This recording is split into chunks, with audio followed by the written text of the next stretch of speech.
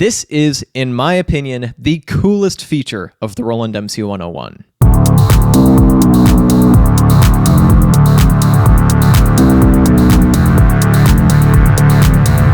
What's up, guys, and welcome back to Gabe Miller Music.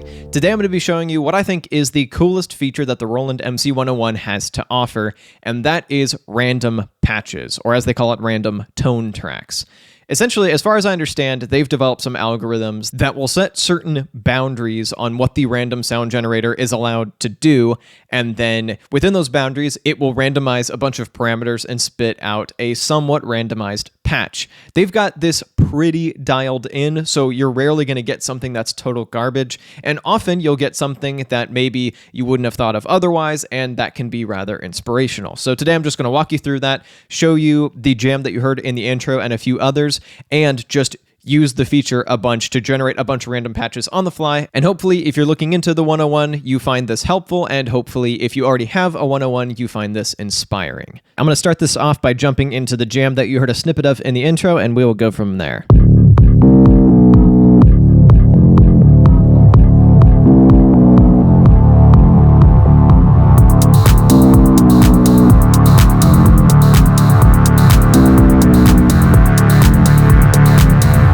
So, I'm not going to put a whole lot of focus on the drums, although I will play them by themselves real quick. And I do want to briefly mention this track right here. This makes use of what I think is the MC-101's second coolest feature, which is its handling of samples, especially given its price and size. You can deal with samples in a lot of different ways. I've done entire videos on this, and I'll link them at the end of this video. But real quick, I want to mention this used to be an electric guitar, believe it or not. This was a sample I found on Splice, and then I pitched it down until it played a groove that I like with the kick. So let me strip the drums back down to just the kick. A couple chops going on here. And that is a really good and inspiring foundation to build on. So I had this, and I'm like, how can I build on it? Let me go ahead and generate a random patch, in this case using the mono engine, and then I just started riffing. And pretty much immediately I came up with a riff that I probably wouldn't have come up with any other way.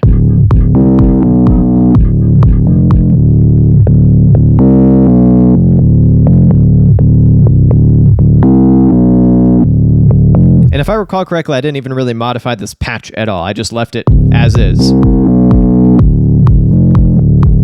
So now we've got a really solid basis for a minimal techno track.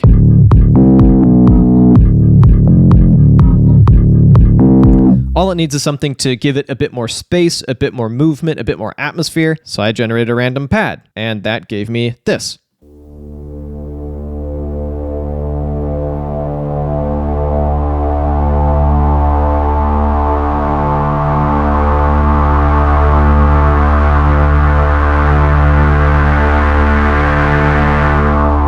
I freaking love this sound.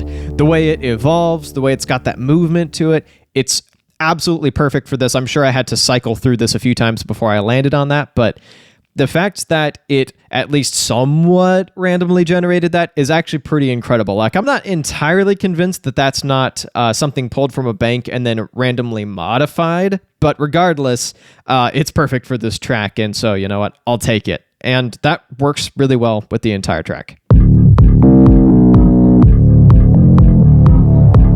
So that's a demonstration of a context where I used random patches to really flesh out a track, and now I want to actually dive into kind of the mechanics of it. So let me create a tone track.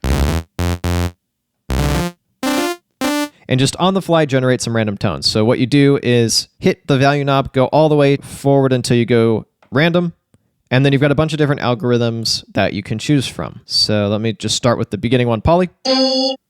It's a bit harsh.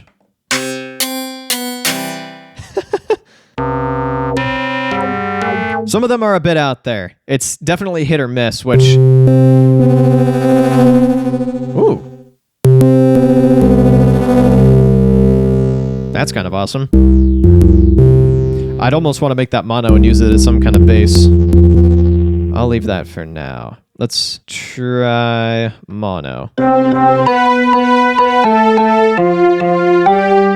That's kind of cool.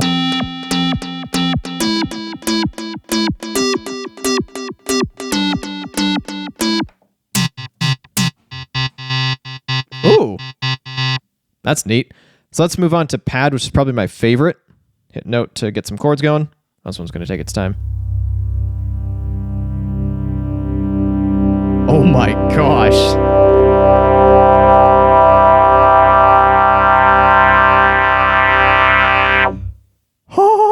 That's so cool. Okay, I'm going to leave that. I'm going to file that away for later. That's lovely. So let's open up a different synth track and choose mod. Some of these end up being a little harsh. But you can see how this can end up... Oh my gosh. So you can see how this can end up being kind of a chaos machine. Which I'm absolutely all about. But let's try analog. See, in a situation like this, I like what I'm hearing, and I actually want to go in and tweak it a bit. Let's crank the release. Like crank. That's a bit much.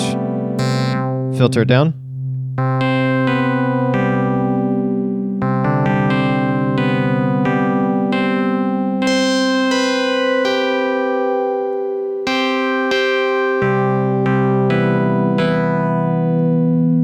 That's cool. That's cool. Let's try another random patch, shall we? Another analog one.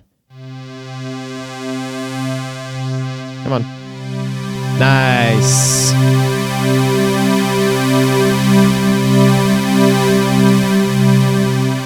That's really good. I haven't messed around with drum too much, to be honest. That's interesting. Okay. I see very few situations where I would use... Oh, that one's a little better. Kind of weak, but it's kind of a cool effect. Oh. That actually slaps. Okay, so it has a trouble with snares. That one's usable. More or less. Cymbal, I'm scared. Huh. Okay, so I'm less impressed with the drums, but it's worth at least going into. Let's try a bell. Interesting. Oh, cowbell. That's what this is. Oh, that's cool. I like that one. So those are all the algorithms. Obviously, they vary a bit in quality, both in their output and within the algorithms themselves. Typically, the best ones, in my opinion, are mono, pad, mod is good if you're going for some absolute chaos, and then analog and analog pad turn out some really cool stuff. And then the kick one occasionally gives you some gold. The final thing I want to do in this video is show you a couple of other projects where I used random patches. This one is using all 3 tone tracks for random patches.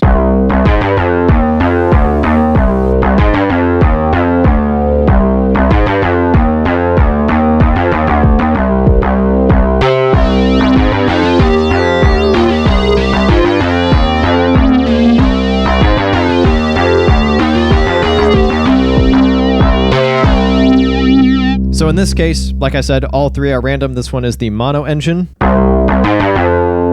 This is the pad engine, which I adore. Some nice shimmer on that. And then note that I went shift, sound, setting, and then increased the release a bit, and also increased the vibrato rate and the vibrato depth and the vibrato delay. So it starts off fairly standard and then slowly gets more and more warbly in pitch. Because that's the other nice thing about random patches, is that often you can go in and make these modifications to really tweak them to your exact needs. Similar thing for this dude. I did basically the same thing where it starts off fairly standard and then gets more and more vibrato as time goes on. And I just got to say, I really like how I was able to make these 2 melodies kind of weave together. I think that ended up being really cool. And the timbres of the sounds definitely suggested that, if that makes sense.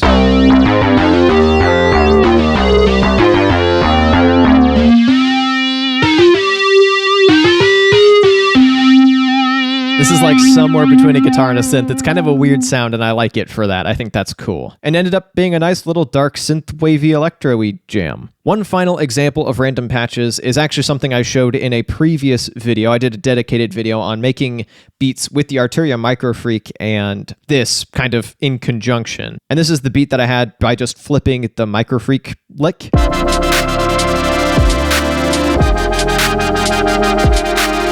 Already quite a bit going on there, but I wanted something to really fill it out. And so I brought this guy in here, which is a random pad. So let me play it by itself, and then I'll play it with the mix.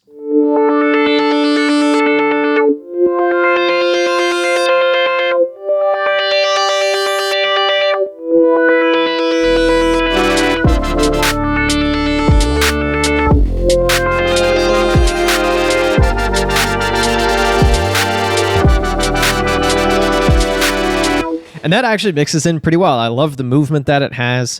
It's a nice complement to this warbly Microfreak patch. And then once I sidechained everything to the kick in post, it kind of evened out some of the rhythmic weirdness going on here. And that is it for today. Thank you so much for watching. If you'd like to check out more videos on the Roland MC-101, you can click or tap up over here somewhere, and I'll be back with a new video in a little bit. Peace.